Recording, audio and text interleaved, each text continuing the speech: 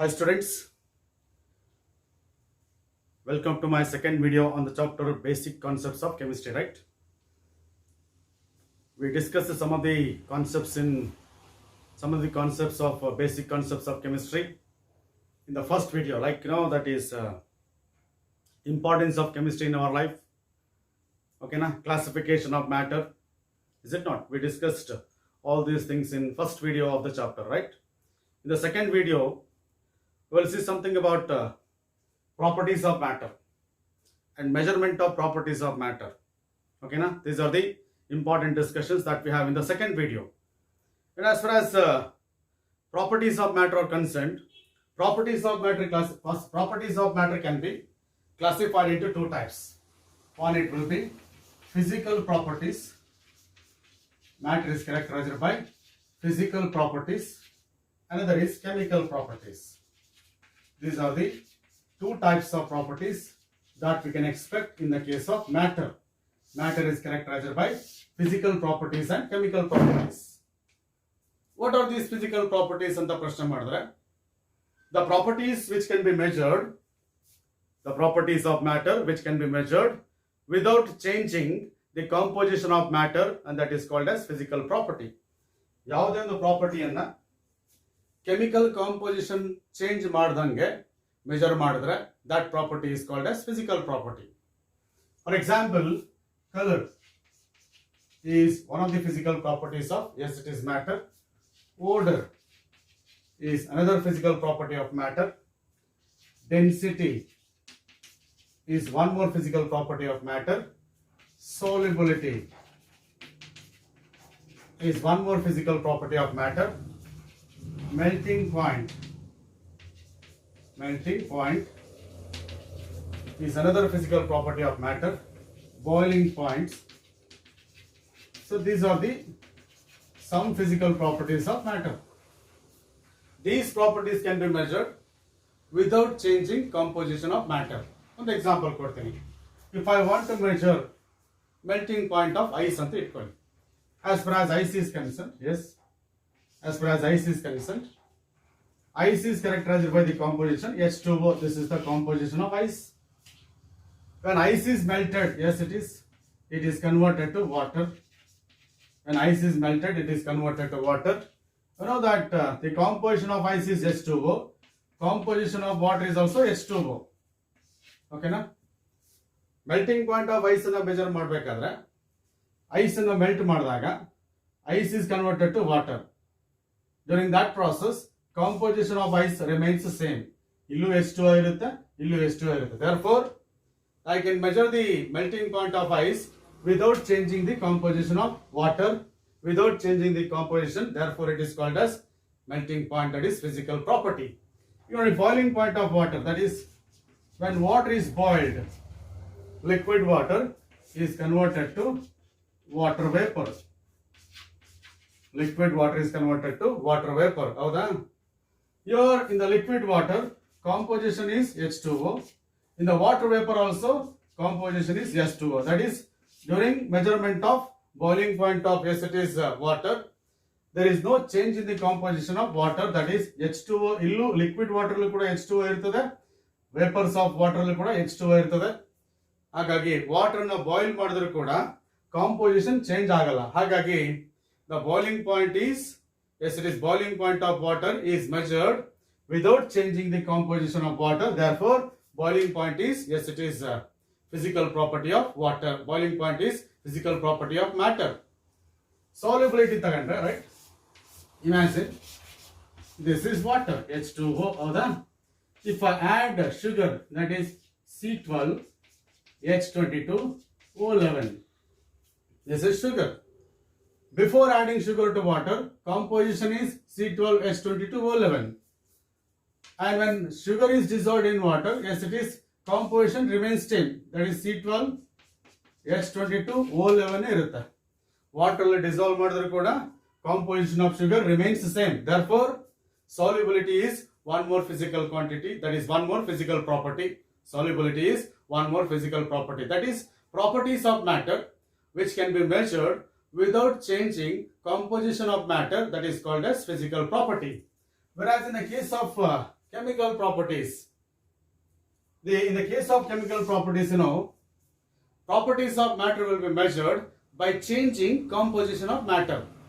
Chemical properties ಅನ್ನು measure ಮಾಡಬೇಕಾದ್ರೆ composition of matter change ಆಗುತ್ತೆ. Chemical properties ಅನ್ನು measure ಮಾಡಬೇಕಾದ್ರೆ chemical properties ಅನ್ನು measure ಮಾಡಬೇಕಾದ್ರೆ composition change ಆಗುತ್ತೆ. For example, acidity is one of the chemical properties. Basicity is another chemical property. Combustibility, that is combustibility, is one more chemical property. During measurement of these properties, composition of substance changes. During measurement of these properties, composition of matter changes. Here, for example, H2SO4 anta itಕೊಳ್ಳಿ. This is acid. Acidity of H2SO4 is 2. ಯಾಕಂದ್ರೆ when it is dissolved in water, it dissociates to produce H plus and SO4 minus 2. ನೋಡಿ, during measurement of acidity of sulfuric acid, composition has changed. H2SO4 ಇದ್ದಿದ್ದೇನಾಯ್ತು 2H plus ಮತ್ತೆ SO4 minus 2 ಆಯ್ತು. ಆಗ composition change ಆಗುತ್ತೆ. ಹಾಗಾಗಿ that is during measurement of acidity, basicity and combustibility. Combustibility ತಗೊಂಡ್ರೆ methane. This is methane. When it is burned, ಅಂದ್ರೆ if it undergoes combustion, methane undergoes combustion to form carbon dioxide and water. Yes, to form carbon dioxide and water. ಏನಾಯ್ತು ಈಗ composition before combustion is CH4. Composition after combustion is CO2 and H2O. ಅಂದಾಗ ಏನಾಯ್ತು composition has changed. ಅಂದಾಗ any property, if it is measured by changing composition of matter, that is called as chemical property. If the property is measured without changing composition of matter, that is called as physical property. So that is what we call it as physical and chemical properties. A matter is characterized by physical properties as well as chemical properties, right? Now at this moment, our main intention is to measure the properties of matter.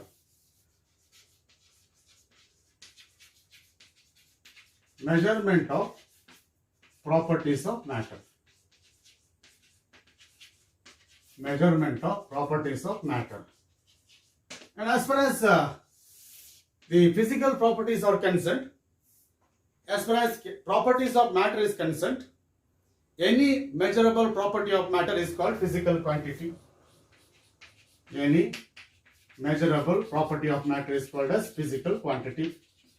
Physical quantity ಅಂದ್ರೆ ಯಾವುದೇ ಒಂದು measurable property of matter ಇದ್ರೆ ಅದನ್ನ ಏನಂತ ಕರೀತಾರೆ, that is physical quantity. That is, that property can be quantified. During quantification, ಆ ಪ್ರಾಪರ್ಟಿನ ಕ್ವಾಂಟಿಫಿಕೇಶನ್ ಮಾಡಬೇಕಾದ್ರೆ during quantification ಏನ್ ಮಾಡ್ತೀವಿ ಅಂದ್ರೆ we are going to use the certain numbers. We are going to use certain numbers followed by units. That is, during measurement of physical quantity, measurement is represented in terms of numbers followed by certain units. Followed by certain units. That is what we call it as measurement of physical quantities. ಯಾವುದೇ physical quantity ಅನ್ನು measure ಮಾಡಬೇಕಾದ್ರೆ we use certain numbers that will be followed by certain units. That is measurement of physical quantities. Remember, as far as measurement of physical quantities are concerned, okay na, different countries will have different methods of measurement of physical quantities. Measurement of physical quantities ಏನಿದೆಯಲ್ಲ, it varies from country to country. ನಮ್ಮ ಇಂಡಿಯಾದಲ್ಲಿ ಒಂದು mass ಅನ್ನ kilograms ಅಲ್ಲಿ ಅಥವಾ grams ಅಲ್ಲಿ express ಮಾಡಿದ್ರೆ, ಅದೇ ಬೇರೆ ಕಂಟ್ರೀಸ್ ಅಲ್ಲಿ ಏನ್ ಮಾಡಬಹುದು ಅಂದ್ರೆ ಅದೇ ಮಾಸ್ ಅನ್ನ ಪೌಂಡ್ಸ್ ಅಲ್ಲಿ ಎಕ್ಸ್ಪ್ರೆಸ್ ಮಾಡಬಹುದು. ಈಗ ಫಾರ್ ಎಕ್ಸಾಂಪಲ್ ಒಂದು ಕಂಟ್ರಿಯಲ್ಲಿ ಒಂದು ಲೆಂತ್ ಅನ್ನ ಮೀಟರ್ಸ್ ಅಲ್ಲಿ ಎಕ್ಸ್ಪ್ರೆಸ್ ಮಾಡಿದ್ರೆ, ಇನ್ನೊಂದು ಕಂಟ್ರಿಯಲ್ಲಿ ಲೆಂತ್ ಅನ್ನ ಏನ್ ಮಾಡಬಹುದು, ಫೀಟ್ ಅಲ್ಲಿ ಎಕ್ಸ್ಪ್ರೆಸ್ ಮಾಡಬಹುದು. ಓಕೆನಾ, ಅಥವಾ ಇಂಚಸ್ ಅಲ್ಲಿ ಎಕ್ಸ್ಪ್ರೆಸ್ ಮಾಡಬಹುದು. ಹೀಗೆ ಏನಾಗುತ್ತೆ, the measurement of the different countries will have different types of tools for measurement of physical quantities of matter. In order to maintain uniformity in measurement of physical quantities of matter, we have one system called as System International. That is SI system of measurement of physical quantities of matter. ಯಾಕಂದ್ರೆ if different countries have got different tools for expressing physical quantities of matter, then there will be a problem in communication. ಅವಾಗ ಏನಾಗುತ್ತೆ, ಬೇರೆ ಬೇರೆ countries ಬೇರೆ ಬೇರೆ methods ಅನ್ನ follow ಮಾಡ್ಬಿಟ್ಟು ಏನಾಗುತ್ತೆ, ನಮಗೆ ಏನಪ್ಪಾ ಅಂದ್ರೆ ಕಮ್ಯುನಿಕೇಶನ್ ಪ್ರಾಬ್ಲಮ್ ಆಗುತ್ತೆ. ಅದಕ್ಕೋಸ್ಕರ in order to maintain uniformity in measurement of physical quantities of matter, System Internationals, or you can say we have SI system of measurement of physical quantities of matter. In SI system, we have 7 basic physical quantities, or you can say we have 7 fundamental physical quantities, and we have assigned certain units for each physical quantity, and we'll see that 7 base physical quantities and corresponding SI units. ಈಗ ನಾವು ಆ 7 base that is SI system of measurement of physical quantities. So and I'm going to go for that is 7 base physical quantities, 7 base physical quantities and the corresponding SI units. And one of the physical quantities is what we call it as length. This is one of the base physical quantities and it is represented by L. And unit of this length is meter as far as the SI system is concerned. Representation of meter is m, small m. Second physical quantity is what we call it as mass. Second physical quantity is mass, and of course it is represented by small m, and unit for this is kilogram. SI unit for the second base physical quantity, mass is kilogram, and of course symbol is small k and small g. Small k and small g, that is kilogram. Third one is that is time. Third physical quantity is time, and that is represented by t there, and unit for that is seconds. This is unit for expressing time, and the symbolic representation is small s. The fourth one is electric current. Fourth physical quantity is current, and of course current is expressed in terms I anta baritivi. The symbolic representation for current is I, and its unit is ampere. Unit of current is ampere, and symbolic representation for ampere is A. And the fifth one is what we call it as temperature. Fifth one is temperature. Yes, fifth physical quantity is temperature. Symbol for the temperature is T. Unit for temperature is Kelvin. Unit for temperature is Kelvin, and symbolic representation for Kelvin is capital K. The sixth one is what we call it as amount of substance. Sixth one is amount of substance. Amount of substance, and symbolic representation is N for the amount, and unit for the amount of substance is mole, MOLE, and of course symbolic representation for the unit is small MOL. Idu ಏನಪ್ಪ ಅಂದ್ರೆ name of the unit. This is symbolic representation of the unit. MOLE ಅಂತ ಬರೆದ್ರೆ ಇದು name of the unit ಆಗುತ್ತೆ. MOL ಬರೆದ್ರೆ that is symbolic representation of the unit ಆಗುತ್ತೆ. The seventh one is luminous intensity. One more physical quantity is luminous intensity. These things will come across in physics. Luminous intensity, and symbol for the luminous intensity is IV. ಅಂತ ಬರೀತಾರೆ ನೋಡಿ, ಆ current I already ಇರೋದ್ರಿಂದ IV ಅಂತ ಬರೀತಾರೆ, and unit for this luminous intensity is candela. CANDELA, candela. And the symbolic representation is small t, small c, small d. This is symbolic representation of the unit. This is symbolic representation of the physical quantity. Okay na? So these are the 7 basic physical quantities and the corresponding SI units. ಇವೆಲ್ಲ ನೆನಪಿಟ್ಕೋಬೇಕಾಗತ್ತೆ. ಇವು physics ಅಲ್ಲೂ ಬರುತ್ತೆ ನಿಮಗೆ. ಓಕೆನಾ? So this is what we call it as 7 basic units, basic physical quantities and corresponding SI units. This is physical quantity, right? This is physical quantity.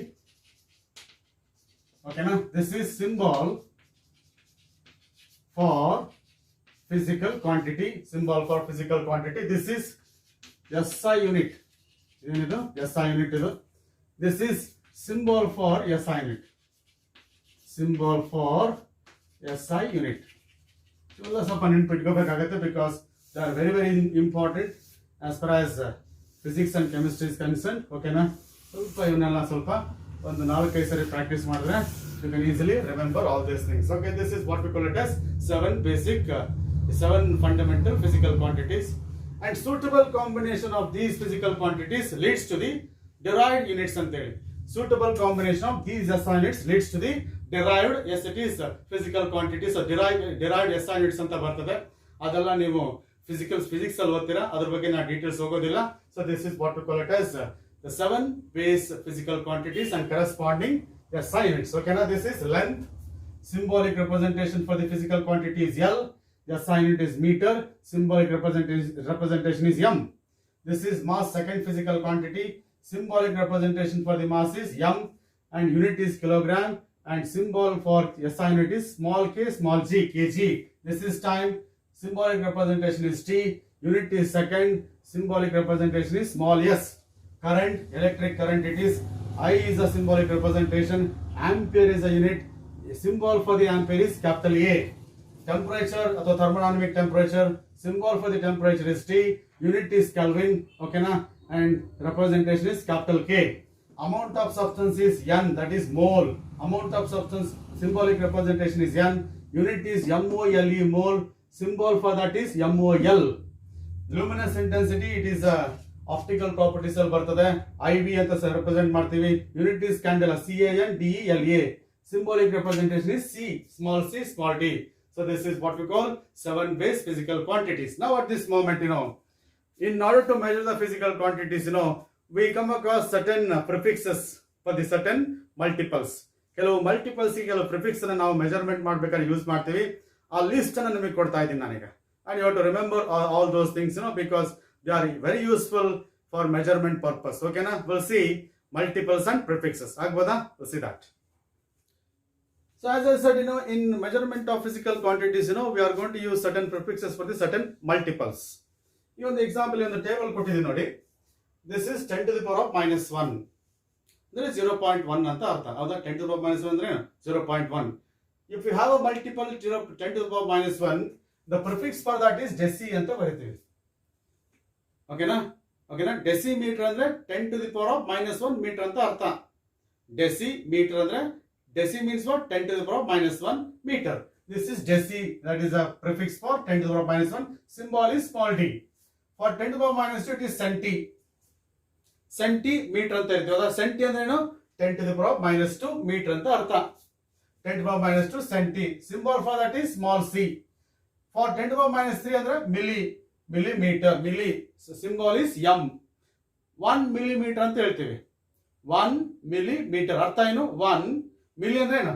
Into 10 to the power of minus 3 meter ಅಂತ ಅರ್ಥ. That is 1 millimeter is equal to 10 to the power of minus 3 meter ಅಂತ ಅರ್ಥ. That is 10 to the power of minus 3 ಗೆ milli ಅಂತ use ಮಾಡ್ತೀವಿ. ಹಾಗೇನೆ 10 to the power of minus 6 ಇದ್ರೆ multiple micro ಅಂತ ಯೂಸ್ ಮಾಡ್ತೀವಿ. ಅದಕ್ಕೆ symbol mu. 10 to the power of minus 9 ಇದ್ರೆ ನ್ಯಾನೋ ಅಂತ ಯೂಸ್ ಮಾಡ್ತೀವಿ. ಅದಕ್ಕೆ ಸಿಂಬಲ್ ಎನ್.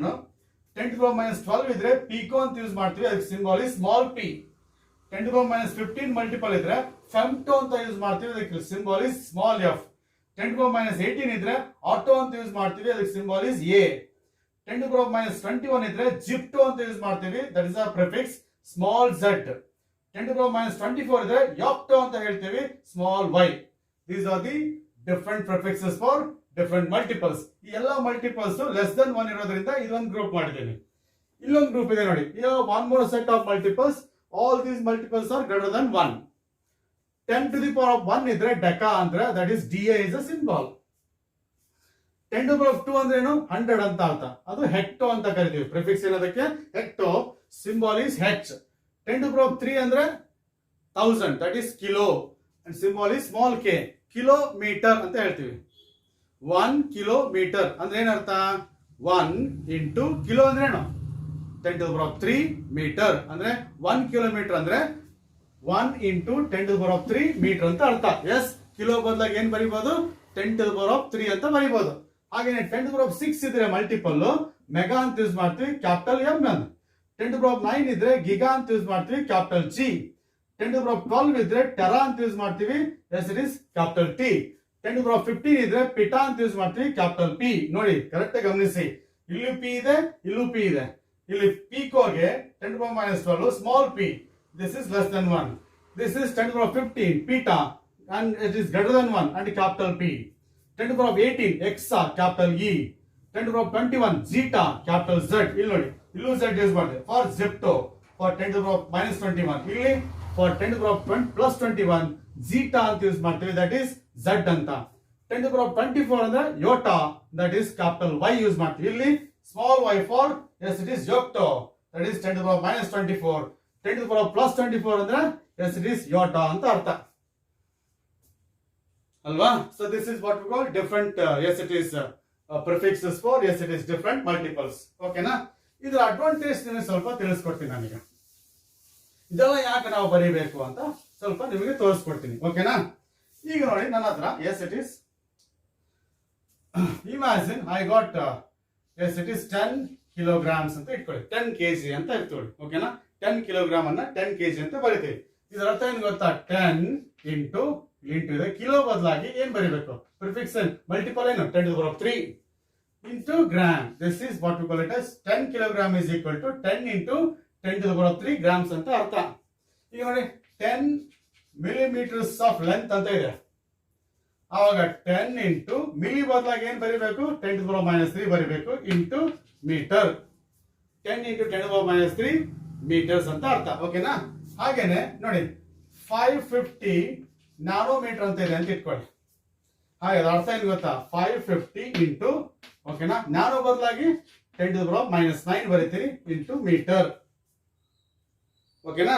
ಈಗ ನೋಡಿ 100 ಸೆಂಟಿಮೀಟರ್ ಅಂತ ಬರೀತೀನಿ, 100 ಇಂಟು ಸೆಂಟಿ ಬದಲಾಗಿ 10 to the power minus 2 into metre. ಇದು ಮೀನಿಂಗ್. ಅದಕ್ಕೋಸ್ಕರ ನಮಗೆ we should have a knowledge of prefixes and their respective multiples. So ಹಾಗಾಗಿ ಇದು ತುಂಬಾನೇ ಅಡ್ವಾಂಟೇಜಸ್ ನಮಗೆ. ಹಾಗಾಗಿ ಇವನ್ನ ಸ್ವಲ್ಪ ನೆನ್ಪಿಟ್ಕೋಬೇಕಾಗತ್ತೆ. ಒಂದು ನೆನ್ಪಿಟ್ಕೊಳ್ಳಿ, 10 to the power of 3 ಅಂದ್ರೆ ಏನು, 10 into 10 ದಟ್ಸ್ ಈಕ್ವಲ್ ಟು 1000 ಅಂತ ಅರ್ಥ. 10 to the power of 3 ಅಂದ್ರೆ 10 ಅನ್ನ 3 ಟೈಮ್ಸ್ ಮಲ್ಟಿಪ್ಲೈ ಮಾಡು, 10 into 10 into 10. ಓಕೆನಾ. ಅದೇ 10 to the power of minus 3 ಅಂದ್ರೆ ಏನರ್ಥ, this is equal to 1 by 10 to the power of 3 ಅಂತ ಅರ್ಥ. That is 1 by 10 to the power of 3 ಅಂದ್ರೆ ಏನು, 10 into 10. This is the meaning of 10 to the power of minus 3. ಈಗ 10 to the power of 12 ಅಂದ್ರೆ ಏನರ್ಥ, that is 10 into 10 into 10 into 10. ಎಷ್ಟು multiply ಮಾಡಬೇಕು, 12 times. ಅರ್ಥ ಆಯ್ತಾ. So that is the meaning of that. 10 to the power of 12 ಅಂದ್ರೆ ಏನು ಅದೆಲ್ಲ. ಓಕೆನಾ.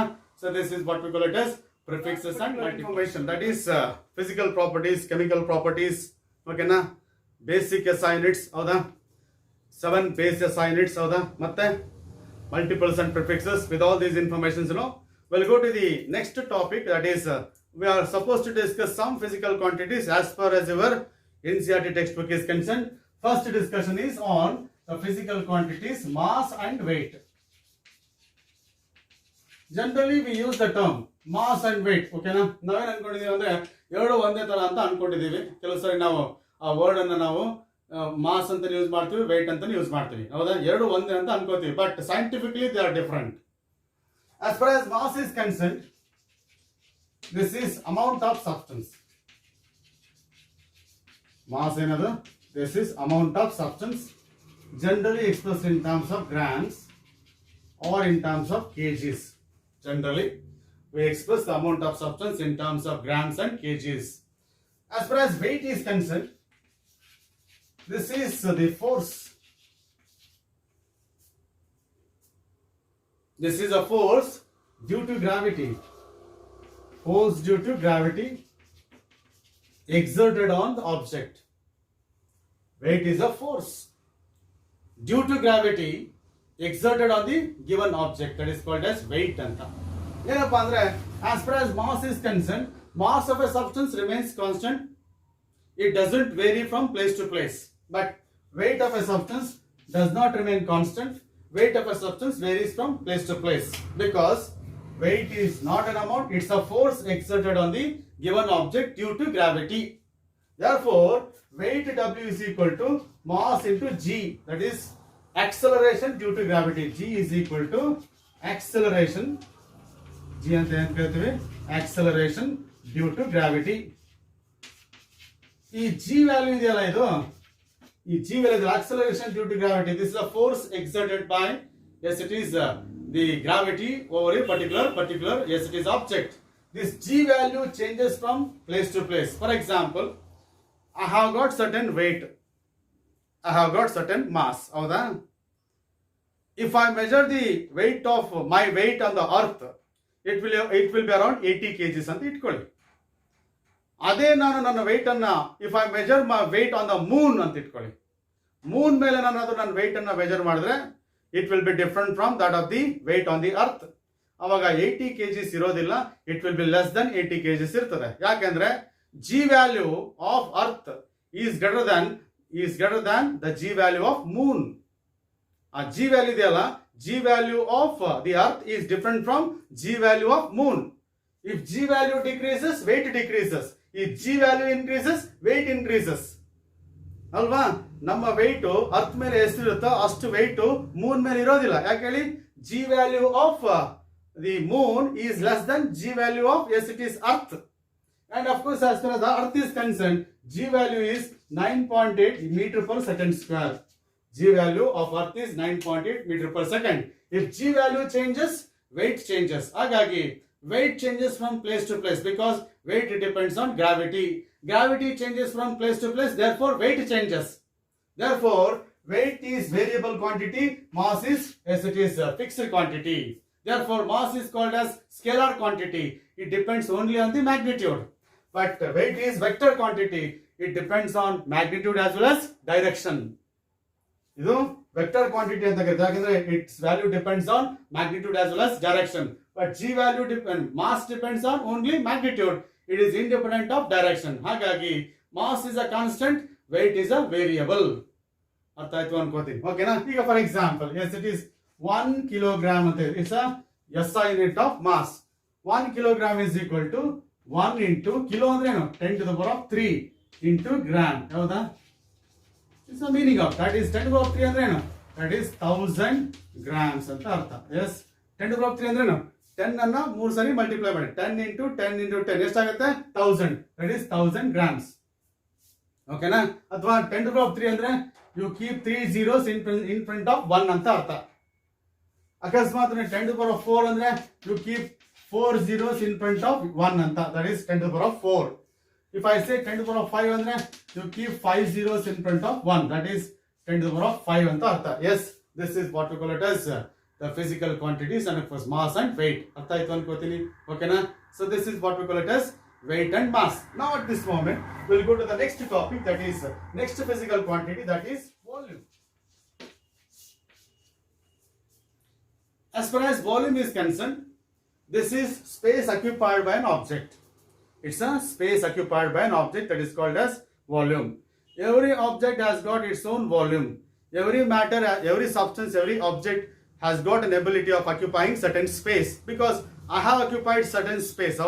Therefore, I have got certain volume. Again, every object has got that ability of occupying certain volume. That is what we call it as space occupied by an object is called as volume. Generally, volume is expressed in terms of meter cube, or you can say in terms of centimeter cube, or you can say in terms of dm cube, or you can say in terms of liters. Howda? Volume of liquid substances will be measured in terms of meter cube, centimeter cube, dm cube, liters. Howda? In order to measure the volume of the liquids, we use certain devices like pipettes. In order to measure the volume, we use pipettes, we use burettes, okay na? We use standard flasks. ಇವೆಲ್ಲ ಏನ್ ಮಾಡ್ತೀವಿ ಅಂದ್ರೆ, these are the devices we use for measurement of volume of liquids. These devices, these devices you will come across in laboratories. Laboratories ಅಲ್ಲಿ ಇವೆಲ್ಲ ನಿಮಗೆ devices ಇರ್ತದೆ. Laboratory start ಆದ ತಕ್ಷಣ ಪಿಪೆಟ್ ಅಂದ್ರೇನು, ಬ್ಯುರೆಟ್ಸ್ ಅಂದ್ರೇನು, ಸ್ಟ್ಯಾಂಡರ್ಡ್ ಫ್ಲಾಸ್ಕ್ ಅಂದ್ರೇನು ಅಂತ ನಿಮಗೆ ಗೊತ್ತಾಗುತ್ತೆ, ಓಕೆನಾ? This is what we call it as volume. The SI unit of volume is meter cube, ಓಕೆನಾ? Look at this, 1 meter cube ಅಂತ ಹೇಳಿದ್ರೆ that is equal to 1 meter into 1 meter into 1 meter. Yes, 1 meter is equal to 10 to the power of 2 centimeter. ಹೌದಾ? Because 1 meter is equal to 100 centimeter. 100 ಅಂದ್ರೆ 10 to the power of 2 centimeter, 10 to the power of 2 centimeters into 10 to the power of 2 centimeters. ಹೌದಾ? ಅದಲ್ಲ, 1 meter ಬಂದಾಗ ಏನ್ ಮಾಡಿದೆ? 100 centimeter, 100 centimeter, 100 centimeter. ಈಗ ಏನಾಗುತ್ತೆ? Base is same and of course index is ಏನಾಗುತ್ತೆ? 10 to the power of 2 into 10 to the power of 2 into ಏನಾಗುತ್ತೆ? 10 to the power of 6.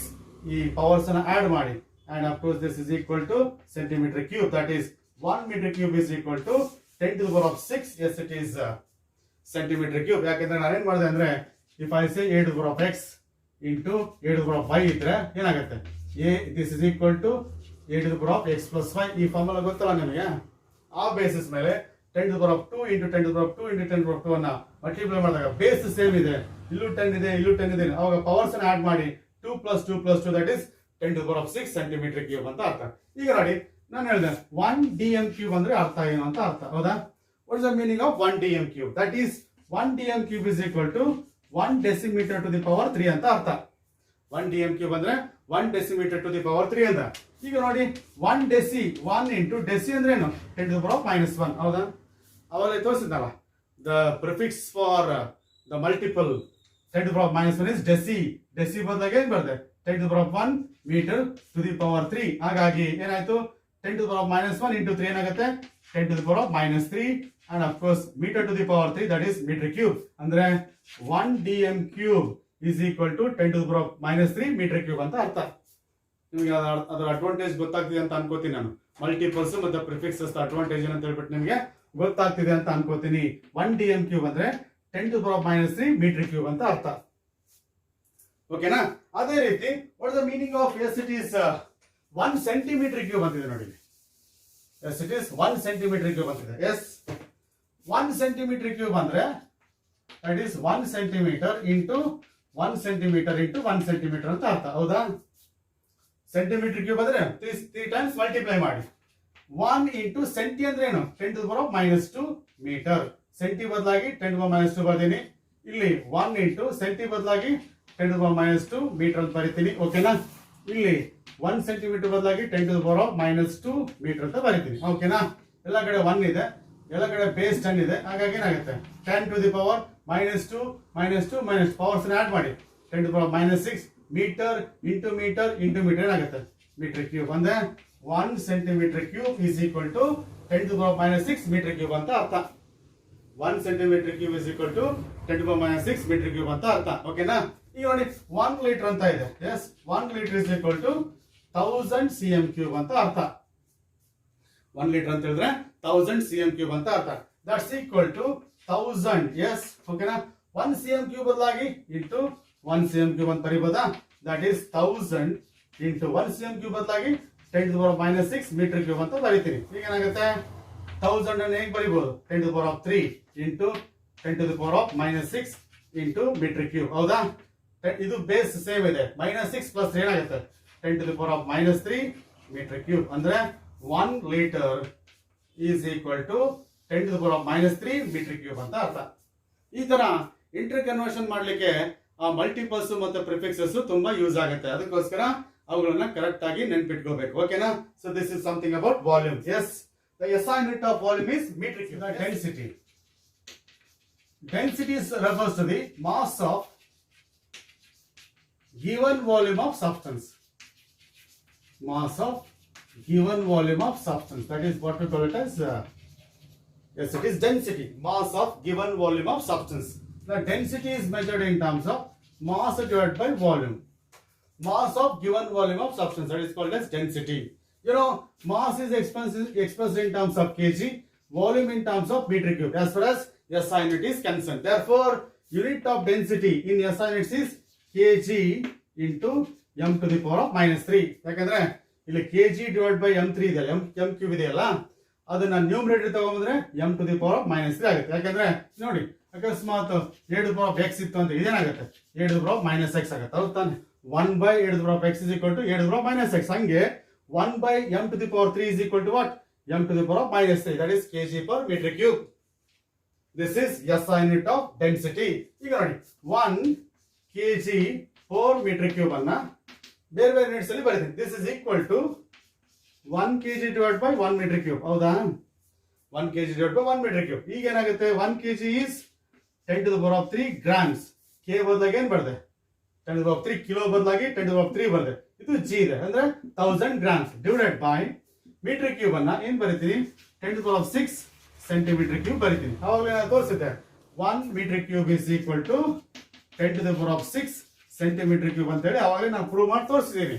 ಹೌದಾ? ಹಾಗಾಗಿ 1 ಮೀಟರ್ ಕ್ಯೂಬ್ ಬದಲಾಗಿ 10 to the power of 6 centimetre cube ಬರೀತೀನಿ.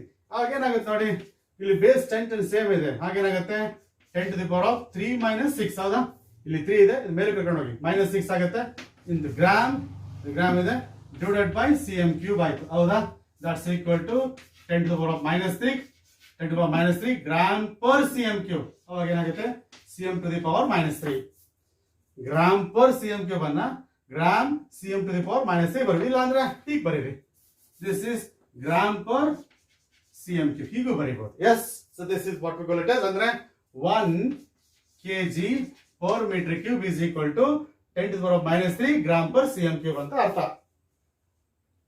ಓಕೆನಾ, so this is what we call it as, ಇಲ್ಲ ಅಂದ್ರೆ ಹೀಗೆ ಮಾಡಿ, ದಟ್ ಈಸ್ ಹೀಗೂ ಬರೀಬಹುದು ನೋಡಿ, 1 kg per meter cube is equal to 10 to the power of minus 3 gram per cm cube ಇದೆಯಲ್ಲ, ಇದೆಯಲ್ಲ ಇದು ಈಗ ಬರೀತೀನಿ, ಇದನ್ನ ಇಲ್ಲಿ ತಗೊಂಡ್ಬನ್ನಿ, 1 kg, yes it is per meter cube divided by 10 to the power of minus 3 and of course that is equal to 1 gram, yes it is 1 gram per cm cube. ಬರೀಬಹುದಾ, ಇದನ್ನ cross multiply ಮಾಡಿದೀನಿ, ಇದು ಮೇಲೆ ತಗೊಂಡ್ರೆ ಏನಾಗುತ್ತೆ, that is 10 to the power minus 3 ಮೇಲೆ ಹೋದ್ರೆ 10 to the power of plus 3 ಆಗುತ್ತೆ ಹೌದಾ, into kg per meter cube is equal to 1 gram per cm cube ಆಗುತ್ತೆ, ಅಂದ್ರೆ 1 gram per cm cube is equal to 10 to the power of 3 kg per meter cube ಅಂತ. ಓಕೆನಾ, so ಇದನ್ನ ಹೀಗೂ ಬರೀಬಹುದು. S, ಓಕೆನಾ, so this is what we call it as the density, one more physical quantity ಆಗ್ಬೋದಾ. This is the next one. Now let us see that one more physical quantity to be discussed according to your NCERT book, that is temperature. Temperature refers to the degree of hotness or degree of coldness, that is called as temperature.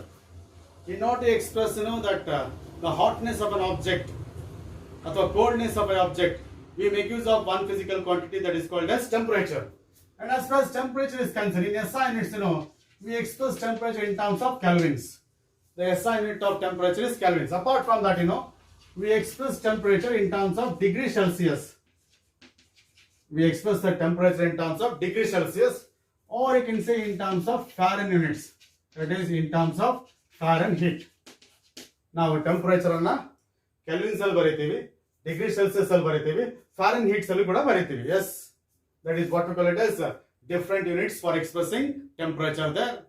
Now I want to establish the relationship between temperature in kelvins, temperature in degree Celsius and temperature in Fahrenheit.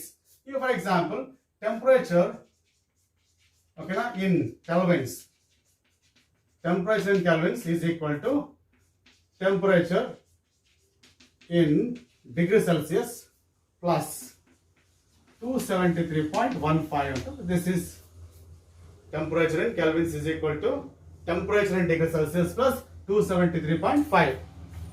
ನೀವು temperature ಇನ್ degree Celsius ಅನ್ನ kelvins ಮಾಡಬೇಕಂದ್ರೆ 273.15 ನ add ಮಾಡಬೇಕು. ಯಾಕೆ ಹೀಗೆ ಅಂತ ಹೇಳಿದ್ರೆ ನಿಮಗೆ ಗೊತ್ತಿದೆ, ಡಿಗ್ರಿ ಸೆಲ್ಸಿಯಸ್ ಅಲ್ಲಿ we have negative temperature values ಹೌದಾ, -1 ಡಿಗ್ರಿ ಇದೆ, -2 ಡಿಗ್ರಿ ಇದೆ, -3 ಡಿಗ್ರಿ ಇದೆ ಹೌದಾ. ಡಿಗ್ರಿ ಸೆಲ್ಸಿಯಸ್ ಅಲ್ಲಿ ಲೋ ಟೆಂಪರೇಚರ್ ಏನಾಗುತ್ತೆ, the temperature will be in negative values ಹೌದಾ. In order to avoid expressing temperature in negative values, we make use of Kelvin scale. Kelvin scale ಏನಾದರೂ ನೀವಾದರೂ temperature ಅನ್ನು express ಮಾಡಿದ್ರೆ you never get negative value, then you never get temperature in negative values. Negative values ಅಲ್ಲಿ temperature ಬರೋದೇ ಇಲ್ಲ. ಹೇಗೆ ಸಾಧ್ಯ ಅಂತಂದ್ರೆ, as far as the thermodynamics is concerned, according to our thermodynamics, the lowest possible temperature in the universe is -273.15 degrees Celsius. ನಮ್ಮ universe ಅಲ್ಲಿ the lowest possible temperature ಏನಾದರೂ ಇದ್ರೆ, ಅದು ಸಾಧ್ಯ ಆದ್ರೆ ಅದು ಎಷ್ಟು ಅಂತ ಹೇಳಿದ್ರೆ -273.15 degrees Celsius is the lowest possible temperature that you can expect in the universe. ಇದಕ್ಕಿಂತ ಕಡಿಮೆ ಟೆಂಪರೇಚರ್ ಸಾಧ್ಯನೇ ಇಲ್ಲ,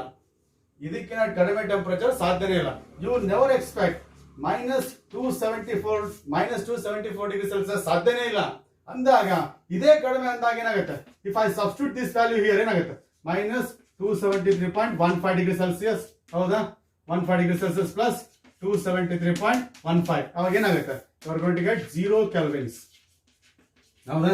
ನಿಮಗೆ lowest possible temperature that one can achieve in the universe is 0 kelvins, and that is called as absolute zero. We call it as absolute zero temperature. Absolute zero temperature is 0 kelvins. That is minus 273.1 degrees Celsius.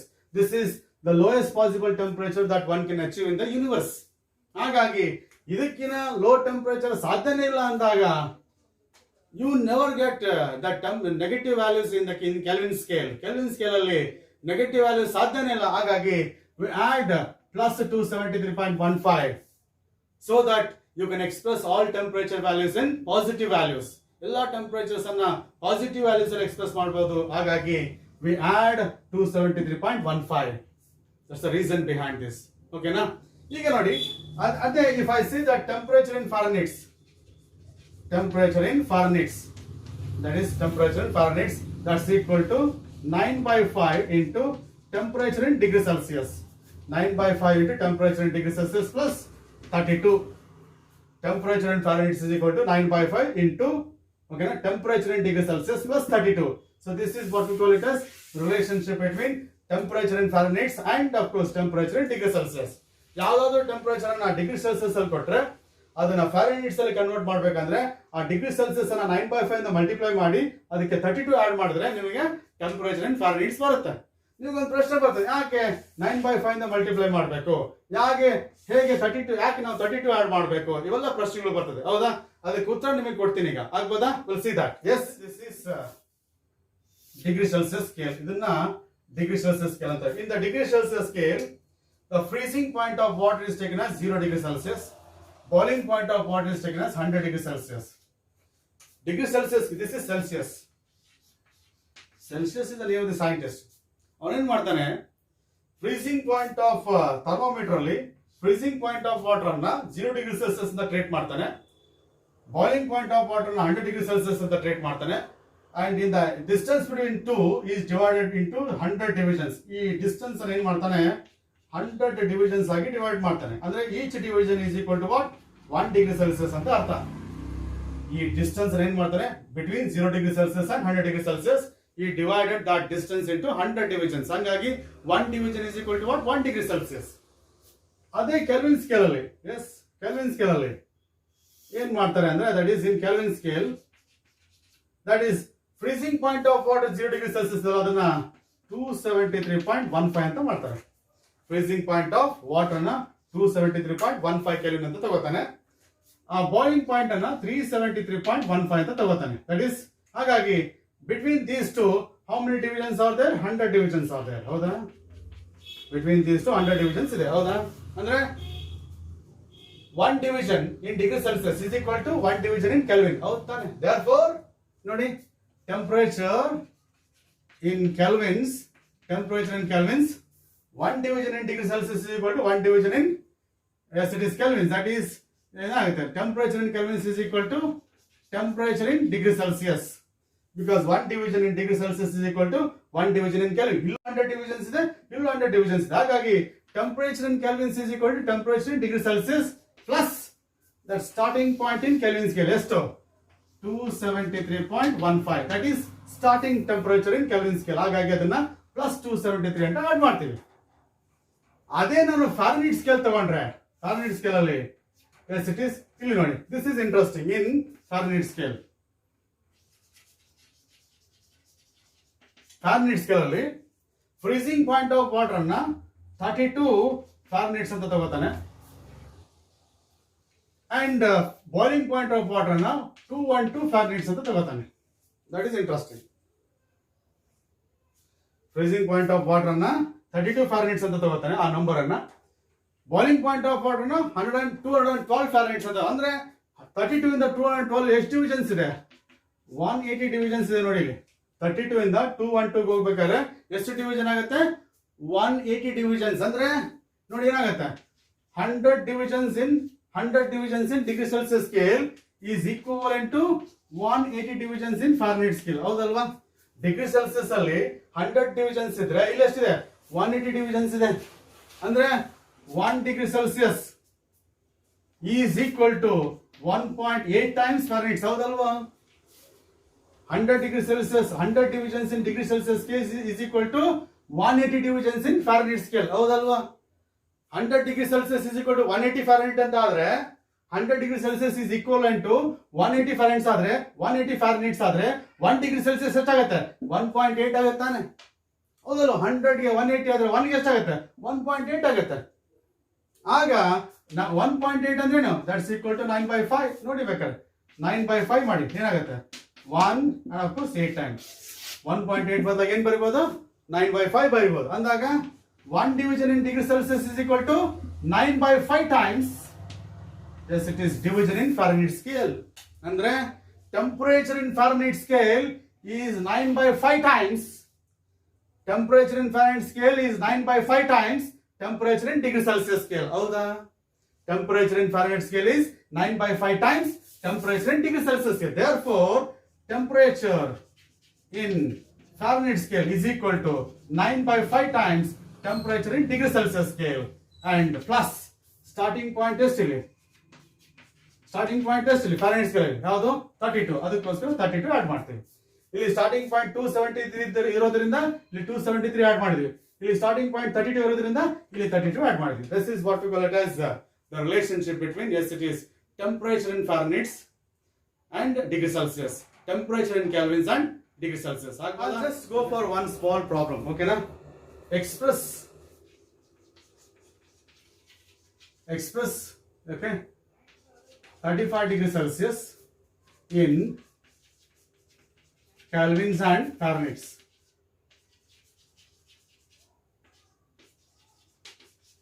Thirty-five degree Celsius ಇದೆ ಅದನ್ನ kelvins ಅಲ್ಲಿ ಮತ್ತೆ ಫ್ಯಾರನ್ಹೀಟ್ಸ್ ಅಲ್ಲಿ express ಮಾಡಿ ಅಂತ ಆದ್ರೆ ಏನ್ ಬರೀಬೇಕು that is temperature in kelvins is equal to that is 35 degree Celsius plus 273.15 ಹೌದಾ 35 degree Celsius plus 273.15 ಹೌದಾ ಆಡ್ ಮಾಡಿ ಏನಾಗುತ್ತೆ that is ಎಷ್ಟಾಗುತ್ತೆ that is 308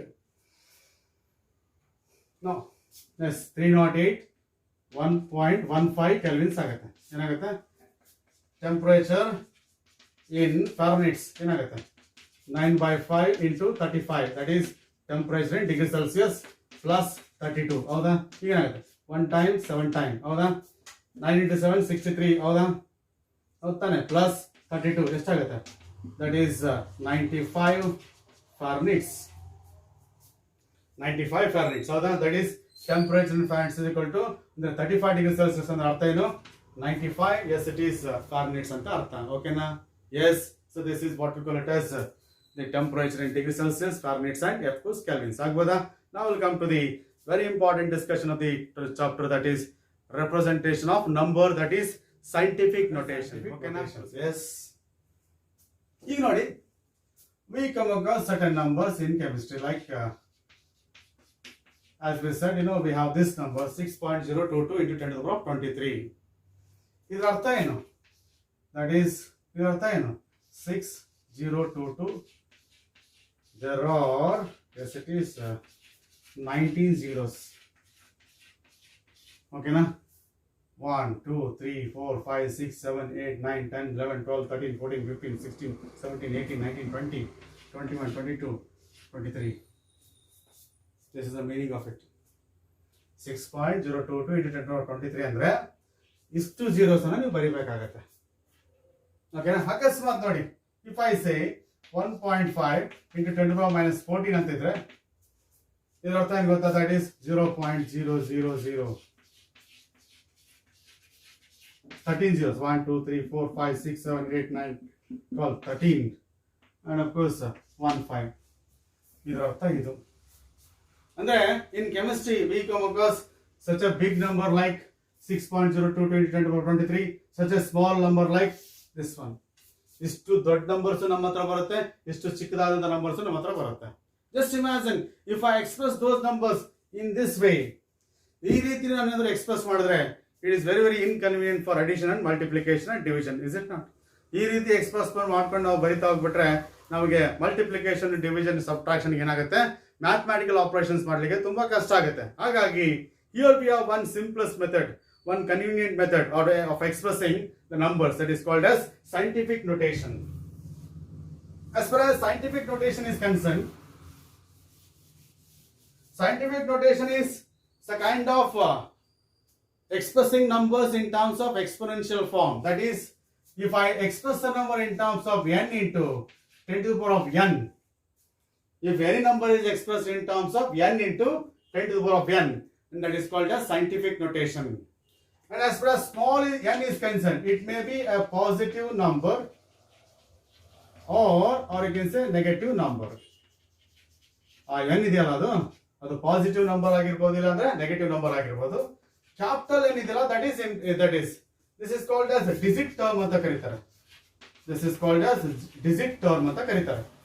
And this digit term should be very very interesting. ಯಾಕಂದ್ರೆ it should be from 1.00 to 9.99. this is ಅಂದ್ರೆ ಈ number ಏನಿದೆಯಲ್ಲ ಅದು ಇನ್ ಬಿಟ್ವೀನ್ 1 and 10 ಇರಬೇಕು.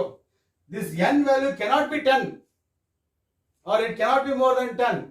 It should be in between 1 and 9.999 ಹಿಂಗೆ ಇರಬೇಕು. ಆ n ವ್ಯಾಲ್ಯೂ ಇದೆಯಲ್ಲ 1 ರಿಂದ 10 ಒಳಗೆ 10 ಇರಬಾರ್ದು, 10 ಒಳಗೆ ಇರಬೇಕು, 1 ಗಿಂತ ಜಾಸ್ತಿ ಇರಬೇಕು, ಇಲ್ಲ 1 ಇರಬೇಕು. It should be either 1 or greater than 1 or it should be less than 10. And that is what is that n there. So this is what we call it as scientific notation. ಅದನ್ನ ನಾವು ಏನಂತ ಕರಿತೀವಿ, scientific notation ಅಂತ ಕರಿತೀವಿ. ಈಗ ನೋಡಿ, I am going to give you how to express the numbers in terms of scientific notation. ಹೇಳ್ತೀನಿ ನಿಮಗೆ. Yes, we'll see that. Imagine the number like this, 235.456. ಇದು ಒಂದು number. Yes, or you can say you go for this 0.001453. ಈ ತರ number ಇದೆ ಅಂತ ಇಟ್ಕೊಳ್ಳಿ. ಇದನ್ನ ನಾನು ಏನ್ ಮಾಡ್ಬೇಕು, ಈಗ ಸೈಂಟಿಫಿಕ್ ನೋಟೇಷನ್ ಅಲ್ಲಿ ಎಕ್ಸ್ಪ್ರೆಸ್ ಮಾಡ್ಬೇಕು. ಓಕೆನಾ? ಇದು ಸೈಂಟಿಫಿಕ್ ನೋಟೇಷನ್ ಹೇಗೆ ಎಕ್ಸ್ಪ್ರೆಸ್, ಡೆಸಿಮಲ್ ಪಾಯಿಂಟ್ ಇಲ್ಲಿದೆ, ಡೆಸಿಮಲ್ ಪಾಯಿಂಟ್ ಒಂದಿದೆ.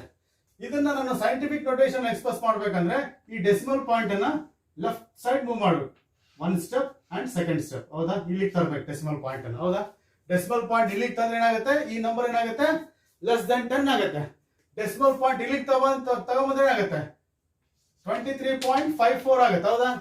5456 ಆಗುತ್ತೆ. ಈ ಡೆಸಿಮಲ್ ಪಾಯಿಂಟ್ ಇಲ್ಲಿಗೆ ತಗೊಂಡ್ಬಂದ್ರೆ 2.3456 ಆಗುತ್ತೆ. ಹೌದಾ? ಈ ಡೆಸಿಮಲ್ ಪಾಯಿಂಟ್ ಇಲ್ಲಿಗೆ ತಗೊಂಡ್ಬಂದ್ರೆ 23.5 ಆಗುತ್ತೆ. ಈ ಡೆಸಿಮಲ್ ಪಾಯಿಂಟ್ ಇಲ್ಲಿಗೆ ತಗೊಂಡ್ಬಂದ್ರೆ 2.35456 ಆಗುತ್ತೆ. ಸೈಂಟಿಫಿಕ್ ನೋಟೇಷನ್ ಅಲ್ಲಿ n ವ್ಯಾಲ್ಯೂ ಏನಿರಬೇಕು, 23 ಇರಬೇಕಾ? No, it should be less than 10. ಹಾಗಾಗಿ ಲೆಸ್ ದೆನ್ 10 ಎಲ್ಲಿದೆ, 2.3 ಇದೆ. ಹಾಗಾಗಿ ಈ ಡೆಸಿಮಲ್ ಪಾಯಿಂಟ್ ಅನ್ನ ಲೆಫ್ಟ್ ಸೈಡ್ ತಗೊಂಬನ್ನಿ.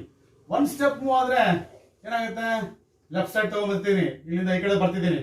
ಲೆಫ್ಟ್ ಸೈಡ್ ತಗೊಂಡ್ಬಂದ್ರೆ ಏನಾಗುತ್ತೆ ನೋಡಿ, 1 ಸ್ಟೆಪ್ 10 to the power +1, ಇನ್ನೊಂದು ಸ್ಟೆಪ್ ಅಂದ್ರೆ 10 to the power +2 ಆಗುತ್ತೆ. That is 2.35456. ಇದು 456 ಆಲ್ರೆಡಿ ಇದೆ. ಇಲ್ಲಿಂದ ಇಲ್ಲಿ ತಗೊಂಡ್ಬಂದ್ರೆ 10 to the power +1, ಇಲ್ಲಿಂದ ಇಲ್ಲಿ ತಗೊಂಡ್ಬಂದ್ರೆ 10 to the power +2. That is 10 to the power 2. This is what we call it as scientific notation of this number. ನೀವು ಡೆಸಿಮಲ್ ಪಾಯಿಂಟ್ ಅನ್ನು left side ತಗೊಂಡ್ಬಂದ್ರೆ +1 add ಮಾಡ್ತಾ ಹೋಗ್ಬೇಕು. 10 ಪವರ್ಗೆ +1 ಆಡ್ ಮಾಡ್ತಾ ಹೋಗ್ಬೇಕು. ಈಗ ನೋಡಿ 0.000456 ಇದೆ. ಈ ನಂಬರ್ಗೆ ನಾನು ಏನ್ ಮಾಡ್ಬೇಕು, ಈಗ ಡೆಸಿಮಲ್ ಸೈಂಟಿಫಿಕ್ ನೋಟೇಷನ್ ಅಲ್ಲಿ ಬರಿಬೇಕು. ಸೈಂಟಿಫಿಕ್ ನೋಟೇಷನ್ ಅಲ್ಲಿ ಬರಿಬೇಕಂದ್ರೆ ಡೆಸಿಮಲ್ ಪಾಯಿಂಟ್ ಅನ್ನು ಲೆಫ್ಟ್ ತಗೊಂಡ್ರೆ ರೈಟ್ ತಗೊಂಡೋಗ್ತೀರಾ, ರೈಟ್ ತಗೊಂಡೋಗ್ಬೇಕು.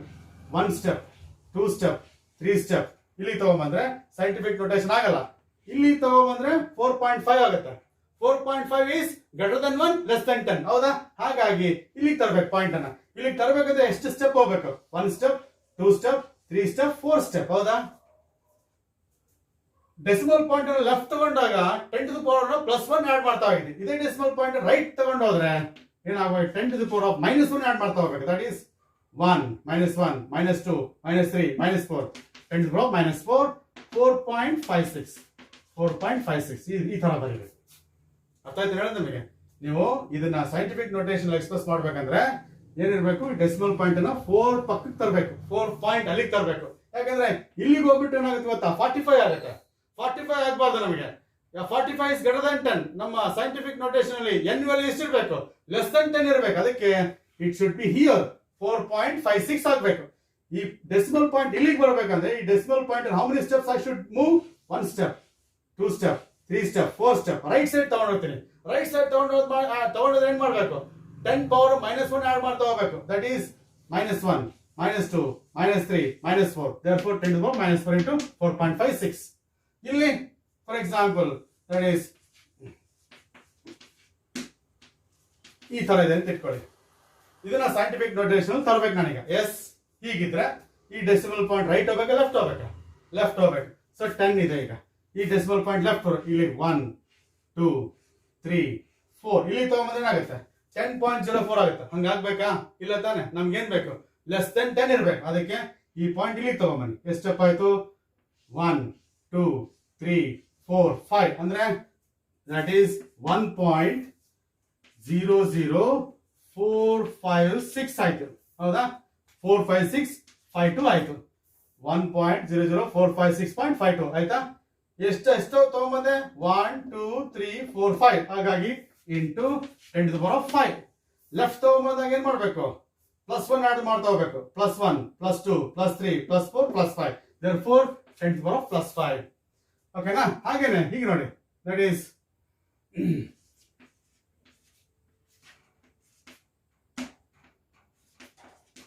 ಈ ತರ ಈ ನಂಬರ್ ಇದೆ ಅಂತ ಇಟ್ಕೊಳ್ಳಿ. ಇದನ್ನ ನಾನೀಗ ಸೈಂಟಿಫಿಕ್ ನೋಟೇಷನ್ ತರಬೇಕು. ಸೈಂಟಿಫಿಕ್ ನೋಟೇಷನ್ ತರಬೇಕಂದ್ರೆ ಏನ್ ಮಾಡ್ಬೇಕು? ಡೆಸಿಮಲ್ ಪಾಯಿಂಟ್ ಅನ್ನ ರೈಟ್ ತರಬೇಕಾ ಲೆಫ್ಟ್ ತರಬೇಕಾ? ಲೆಫ್ಟ್ ತರಬೇಕು. ಇಲ್ಲಿ ಎಷ್ಟು ಸ್ಟೆಪ್ ಆಗುತ್ತೆ? 1 2 3 4 ಆಗುತ್ತೆ. 2.3 ತರಬೇಕು. ಹಾಗೇನಾಯ್ತು? ಪಾಯಿಂಟ್ ಇಲ್ಲಿ ಬಂದ್ರೆ 2.3404 2.3404 456. ಹೌದಾ? ಡೆಸಿಮಲ್ ಪಾಯಿಂಟ್ ಇಲ್ಲಿ ಬಂತು. ಲೆಫ್ಟ್ ಬಂತಲ್ವಾ? 1 2 3 4 ಸ್ಟೆಪ್ ಅಂದ್ರೆ 10⁻. ಲೆಫ್ಟ್ ಬಂದ್ರೆ ಏನು? ಪ್ಲಸ್. ಓಕೆನಾ? That is 4. ಲೆಫ್ಟ್ ಬಂದ್ರೆ ಏನಾಗುತ್ತೆ? +1 ಆಡ್ ಮಾಡ್ತಾ ಹೋಗ್ಬೇಕು ಪ್ರತಿ ಸ್ಟೆಪ್ಗೆ.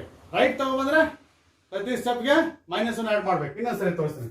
0.00456 ಇದ್ರೆ 0075765 ಇದ್ರೆ ಇದನ್ನ ಸೈಂಟಿಫಿಕ್ ನೋಟೇಷನ್ ತಗೊಂಬನ್ನಿ. ಇದನ್ನ 1 2 3 4 5 ತರಬೇಕು. ಇಲ್ಲಿ ತರಬೇಕು. ಹೌದಾ?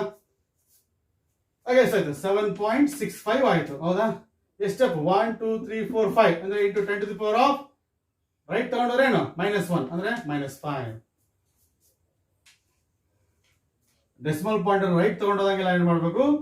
10⁻ ನ -1 ಆಡ್ ಮಾಡ್ತಾ ಹೋಗ್ಬೇಕು. ಲೆಫ್ಟ್ ತಗೊಂಡ್ಬಂದ್ರೆ 10⁻ ಗೆ +1 ಆಡ್ ಮಾಡ್ತಾ ಹೋಗ್ಬೇಕು. ಅಷ್ಟು ಮಾಡ್ಬಿಟ್ರೆ ನಿಮಗೆ you can express any number in terms of scientific notation. ಆಗ್ಬೋದಾ? Yes. So this is what we call it as expressing a number in terms of scientific notation. ಈಗ ನಮಗೆ ನಿಮ್ಮ NCERT ಬುಕ್ ಪ್ರಕಾರ you are suppose to study multiplication, division, addition and subtraction of scientific notation anta. We'll see one by one. Yes, multiplication first. Multiplication of scientific notation. Multiplication of scientific notation. Say for example 4.5 into 10⁻⁻6. Okay na? Into 5.3 into 10⁻⁻+3 ಅಂತ ಇಟ್ಕೊಳ್ಳಿ. ಇದನ್ನ ನಾನು ಏನ್ ಮಾಡ್ಬೇಕು? ಈಗ multiply ಮಾಡ್ಬೇಕು. ಓಕೆನಾ? Multiply ಮಾಡ್ಬೇಕಾದ್ರೆ ನೋಡಿ ಈಗ 10 ಪವರ್ಸ್ ಒಂದ್ ಕಡೆ ಮಾಡ್ಕೊಳ್ಳಿ. That is 4.5 into 5.3. ಇದು ಒಂದ್ ಕಡೆ ಮಾಡಿದೆ. 10 ಪವರ್ಸ್ ಒಂದ್ ಕಡೆ ಮಾಡ್ಕೊಳ್ಳಿ. That is into 10⁻⁻6 into 10⁻+3. ಹೌದಾ? ಬೇಸ್ ಸೇಮ್ ಇದೆ, ಪವರ್ಸ್ ಬೇರೆ ಬೇರೆ ಇದೆ. ಹಾಗೆ ಏನಾಯ್ತು? 4.5 into 5.3 into 10⁻⁻6 10⁻+3 ಆಗುತ್ತೆ. 10⁻⁻3 ಆಗುತ್ತೆ. ಸೊ ಇದನ್ನು ಮಲ್ಟಿಪ್ಲೈ ಮಾಡಿದಾಗ ದಟ್ ಈಸ್ 23.85 ಬರುತ್ತೆ ಇಂಟು 10⁻⁻3. ಇದು ಸೈಂಟಿಫಿಕ್ ನೋಟೇಷನ್ ಅಲ್ಲ. ಸೈಂಟಿಫಿಕ್ ನೋಟೇಷನ್ ತರಬೇಕಂದ್ರೆ ಈ ಡೆಸಿಮಲ್ ಪಾಯಿಂಟ್ ಲೆಫ್ಟ್ ಸೈಡ್ ತಗೋಬೇಕು. ಅವಾಗ ಏನಾಗುತ್ತೆ? 2.385. ಲೆಫ್ಟ್ ತಗೋದಾಗ ಏನ್ ಮಾಡಬೇಕು? ಇಂಟು ಇಟ್ ಈಸ್ 10⁻⁻3 ಗೆ ಸ್ಟಾರ್ಟ್ ಮಾಡಬೇಕು. +1 ಆಡ್ ಮಾಡಿ. +1 ಆಡ್ ಮಾಡಿದ್ರೆ that is equal to 2.385 into 10⁻⁻2 ಆಗುತ್ತೆ. This is the product of these two numbers. This is multiplication of, yes it is, scientific notation. ಆಗ್ಬೋದಾ? ಎಸ್. ಕೊನೆಗೆ ನಿಮಗೆ 23.85 ಬರುತ್ತೆ. ಬಟ್ ಅದನ್ನ ಏನ್ ಮಾಡಬೇಕು? ಸೈಂಟಿಫಿಕ್ ನೋಟೇಷನ್ ತರಬೇಕು. ಅಂದ್ರೆ 23 ಅನ್ನ ಡೆಸಿಮಲ್ ಪಾಯಿಂಟ್ ಲೆಫ್ಟ್ ಸೈಡ್ ತಗೊಂಡ್ರೆ 2.3 ಆಗುತ್ತೆ. ಲೆಫ್ಟ್ ತಗೊಂಡ್ಬಂದ್ರೆ 10⁻⁻ ಏನ್ ಮಾಡ್ಬೇಕು? +1 ಆಡ್ ಮಾಡ್ಬೇಕು. ರೈಟ್ ತಗೊಂಡ್ಬಂದ್ರೆ 10⁻10 ಏನ್ ಮಾಡ್ಬೇಕು? -1 ಆಡ್ ಮಾಡ್ಬೇಕು. ಇಲ್ಲಿ ಲೆಫ್ಟ್ ತಗೊಂಡ್ಬಂದಿರೋದ್ರಿಂದ +1 ಆಡ್ ಮಾಡಿದೀನಿ. -3 +1 -2. So this is what we call multiplication of scientific notation. ಈಗ division of scientific notation. Yes. For example that is yes it is 2.5 into 10⁻⁻3 divided by, yes it is 5.0 into 10⁻6. ಈ ತರ divide ಮಾಡಬೇಕು. S. ಈಗ ನೋಡಿ divide ಮಾಡಿದಾಗ ಇದರ ಅರ್ಥ ಏನು? 2.5 into 10 to the power minus 3 divided by 5.0 into 10 to the power plus 6 ಹೌದಾ 2.5 ಎಷ್ಟಾಗುತ್ತೆ 0.5 ಆಗುತ್ತೆ ಹೌದಾ 0.5 ಆಗುತ್ತೆ into 10 to the power minus 3 ಇದೆ ಇದು ಮೇಲಕ್ಕೆ ಹೋದ್ರೆ minus 6 ಆಗುತ್ತೆ ಹಾಗೆ ಆಯ್ತು 0.5 into 10 to the power minus 9 ಆಯ್ತು ಇದು 0.5 ಇದೆ into 10 to the power minus 9 ಹೌದಾ ಹೌದು ತಾನೆ ಅದು ಸೈಂಟಿಫಿಕ್ ನೋಟೇಷನ್ ಅಲ್ಲ ಅದಕ್ಕೆ ಏನ್ ಮಾಡಬೇಕು ಯಾಕಂದ್ರೆ ಇದು ಲೆಸ್ ದನ್ 1 ಇದೆ ಈ ಕಡೆ ತಗೊಂಡ್ಬಂದ್ರೆ 5.0 ಆಗುತ್ತೆ ಡೆಸಿಮಲ್ ಪಾಯಿಂಟ್ ಈ ಕಡೆ ತಗೊಂಡ್ಬಂದ್ರೆ 5 ಆಗುತ್ತೆ ರೈಟ್ ತಗೊಂಡ್ಬಂದ್ರೆ ಏನ್ ಮಾಡಬೇಕು 10 to the power minus 1 add ಮಾಡಬೇಕು ರೈಟ್ ತಗೊಂಡ್ಬಂದ್ರೆ ಲೆಫ್ಟ್ ತಗೊಂಡ್ಬಂದ್ರೆ ಪ್ಲಸ್ ಆಡ್ ಮಾಡಬೇಕು ಹಾಗೇನಾಯ್ತು 5 into 10 to the power of minus 10 that is the answer for that 5 into 10 to the power of minus 10 ಆಗ್ಬೋದಾ this is what we call it as division ಇದೇನಿದು division of scientific notation yes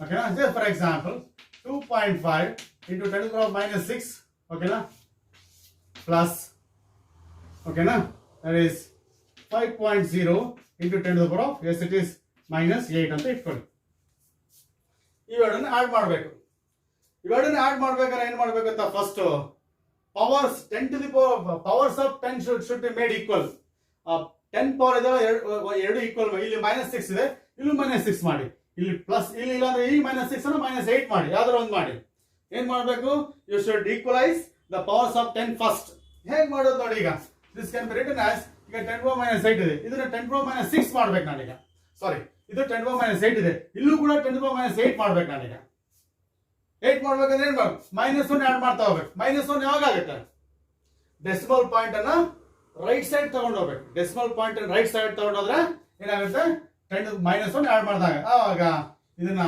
ಒಂದ್ ಸಾರಿ ನೀವು shift ಮಾಡಿದ್ರೆ ಏನಾಗುತ್ತೆ -1 ಬರುತ್ತೆ ಎರಡ್ ಸಾರಿ shift ಮಾಡಿದ್ರೆ ಏನಾಗುತ್ತೆ -2 ಬರುತ್ತೆ ಹಾಗಾಗಿ ಒಂದ್ ಸಾರಿ ಶಿಫ್ಟ್ ಮಾಡಿದ್ರೆ 25 ಎರಡ್ ಸಾರಿ ಶಿಫ್ಟ್ ಮಾಡಿದ್ರೆ 250 into 10 to the power of -8 ಏನ್ ಮಾಡಿದೆ ಎರಡ್ ಸಾರಿ ರೈಟ್ ಸೈಡ್ ಶಿಫ್ಟ್ ಮಾಡಿದ್ರೆ ಡೆಸಿಮಲ್ ಪಾಯಿಂಟ್ ಅನ್ನ ಹಾಗಾಗಿ -2 ಆಡ್ ಮಾಡಿದೀನಿ -6 becomes -8 and of course plus that is 5.0 into 10 to the power -8 ಆಯ್ತು ಹೌದಾ ಡೆಸಿಮಲ್ ಪಾಯಿಂಟ್ ಅನ್ನ ರೈಟ್ ಸೈಡ್ ಎರಡ್ ಸಾರಿ ಶಿಫ್ಟ್ ಮಾಡಿದೀನಿ ಯಾಕೆ ರೈಟ್ ಸೈಡ್ ಎರಡ್ ಸಾರಿ ಶಿಫ್ಟ್ ಮಾಡಿದ್ರೆ I can add -2 to this ಹಾಗಾಗಿ ಇಲ್ಲೂ -8 ಆಯ್ತು ಇಲ್ಲೂ -8 ಹಾಗಾಗಿ ಏನಾಯ್ತು 250 plus 5.0 ಕಾಮನ್ ತೆಗೆದು 10 to the power -8 that's equal to 255 into 10 to the power -8 ಆಯ್ತು ಇದು ಸೈಂಟಿಫಿಕ್ ನೋಟೇಷನ್ ಅಲ್ಲ ಡೆಸಿಮಲ್ ಪಾಯಿಂಟ್ ಇಲ್ಲಿದೆ ಲೆಫ್ಟ್ ತಗೊಂಬನ್ನಿ ಇಲ್ಲಿ ತಗೊಂಬನ್ನಿ ಒಂದು ಇಲ್ಲಿ ತಗೊಂಬನ್ನಿ ರೈಟ್ ಆಯ್ತು ಲೆಫ್ಟ್ ತಗೊಂಡ್ರೆ ಏನ್ ಮಾಡ್ಬೇಕು ಲೆಫ್ಟ್ ತಗೊಂಬಂದ್ರೆ +1 ಆಡ್ ಮಾಡ್ತಾ ಹೋಗ್ಬೇಕು ಹಾಗಾಗಿ 2.55 into 10 to the power -8 ಗೆ ಲೆಫ್ಟ್ ತಗೊಂಬಂದ್ರಿಂದ ಎರಡ್ ಸರಿ ತಗೊಂಬಂದಿನಿ ಇಲ್ಲಿ ಹೌದಾ 2 times ತಗೊಂಬಂದಿನಿ ಹಾಗಾಗಿ +2 ಏನಾಯ್ತು 2.55 into 10 to the power -6 this is addition of scientific notation addition of scientific notation ಮಾಡ್ಬೇಕಾದ್ರೆ ಪವರ್ಸ್ ಆಫ್ 10 ಅನ್ನ ಸೇಮ್ ಮಾಡ್ಕೊಂಡ್ಬಿಟ್ಟು ಆಡ್ ಮಾಡಬೇಕು ಹಾಗಾಗಿ ಆಡ್ ಮಾಡೋದಂದ್ರೆ ಡೆಸಿಮಲ್ ಪಾಯಿಂಟ್ ಅನ್ನ right side I mean power same ಮಾಡ್ಬೇಕಾದ್ರೆ ಡೆಸಿಮಲ್ ಪಾಯಿಂಟ್ ಅನ್ನ ರೈಟ್ ಸೈಡ್ ಶಿಫ್ಟ್ ಮಾಡಬಹುದು ಲೆಫ್ಟ್ ಆದ್ರೆ ಶಿಫ್ಟ್ ಮಾಡಬಹುದು ಓಕೆನಾ ಈಗ ಅಕಸ್ಮಾತ್ ನೋಡಿ ಇದೇ ಪ್ರಾಬ್ಲಮ್ ಈ ತರ ಇನ್ನೊಂದು ತರ ಮಾಡ್ತೀನಿ ನೋಡಿ ಇದೇ ಪ್ರಾಬ್ಲಮ್ ಇನ್ನೊಂದು ತರ ಮಾಡ್ತೀನಿ ನೋಡಿ ಇಲ್ಲಿ -6 ಅನ್ನ -8 ಮಾಡ್ಕೊಂಡು ಅವಾಗಲೇ ಈಗ ಏನ್ ಮಾಡ್ತೀವಿ ಈ -8 ಅನ್ನ -6 ಮಾಡ್ಕೋಬಹುದು ನೀವು -8 -6 ಆಗ್ಬೇಕಂದ್ರೆ ಎಷ್ಟು ಆಡ್ ಮಾಡಬೇಕು +2 ಆಡ್ ಮಾಡಬೇಕು +2 ಆಡ್ ಮಾಡ್ಬೇಕಂದ್ರೆ ಈ ಡೆಸಿಮಲ್ ಪಾಯಿಂಟ್ ಅನ್ನ ಬ್ಯಾಕ್ ಸೈಡ್ ತಗೊಂಡೋಗ್ಬೇಕು ಎರಡ್ ಸರಿ ಹೌದಾ ಈಗ ಏನಾಯ್ತು that's equal to 2.5 into 10 to the power -6 ಹೌದಾ ಪ್ಲಸ್ 2 times ತಗೊಂಡ್ರೆ 0.05 ಆಗುತ್ತೆ ಹೌದಾ ಒಂದ್ ಸರಿ ತಗೊಂಡ್ರೆ 0.5 ಆಗುತ್ತೆ ಎರಡ್ ಸರಿ ತಗೊಂಡ್ರೆ 0.05 ಇಂಟು +2 ಆಡ್ ಮಾಡಿದ್ರೆ ಆಗುತ್ತೆ -8 +2 +2 ಯಾಕೆ ಆಡ್ ಮಾಡಿದೆ ಡೆಸಿಮಲ್ ಪಾಯಿಂಟ್ ನ 2 times ಬ್ಯಾಕ್ ಸೈಡ್ ತಗೊಂಡ್ಬಂದಿನಿ ರೈಟ್ ಸೈಡ್ ತಗೊಂಡ್ಬಂದ್ರೆ -2 ಮೈನಸ್ ಆಡ್ ಮಾಡಬೇಕು -1 -2 ಆಡ್ ಮಾಡಬೇಕು ಬ್ಯಾಕ್ ಸೈಡ್ ತಗೊಂಡ್ಬಂದ್ರೆ +1 +2 ಆಡ್ ಮಾಡಬೇಕು ಆಗ ಏನಾಯ್ತು ನೋಡಿ ಈಗ this is 2.5 into 10 to the power -6 ಓಕೆನಾ plus 0.05 into 10 to the power -6 ಆಯ್ತು ಎರಡು ಕಡೆ 10 to the power -6 ಆಯ್ತು ಈಗ ಅದನ್ನ ಕಾಮನ್ ತೆಗೀರಿ 2.5 plus 0.05 ಓಕೆನಾ into 10 to the power -6 common ತಗೊಂಡೆ ಈಗ ನೋಡಿ 2.5 plus 0.05 ಆಗುತ್ತೆ 2.55 into 10 to the power -6 this is ಅವಾಗ ಇದೇ ತರ ಬಂದಿದೆ answer 2.55 into 10 to the power -6 this is addition of scientific notation ಹಾಗೆ ತರ ಸಬ್ಟ್ರಾಕ್ಷನ್ ಅಲ್ಲೂ ಕೂಡ ಹೀಗೆ ಮಾಡ್ಕೋಬೇಕು ಪವರ್ಸ್ ಆಫ್ 10 ಅನ್ನ ಸೇವ್ ಮಾಡ್ಕೊಂಡ್ಬಿಟ್ಟು ಏನ್ ಮಾಡ್ಬೇಕು, ಸಬ್ಟ್ರಾಕ್ಷನ್ ಮಾಡ್ಬೇಕು. ಅದನ್ನ ತೋರಿಸ್ಬಿಡ್ತೀನಿ ಮತ್ತೆ. ಎಸ್, ಈಗ subtraction of scientific notation. S,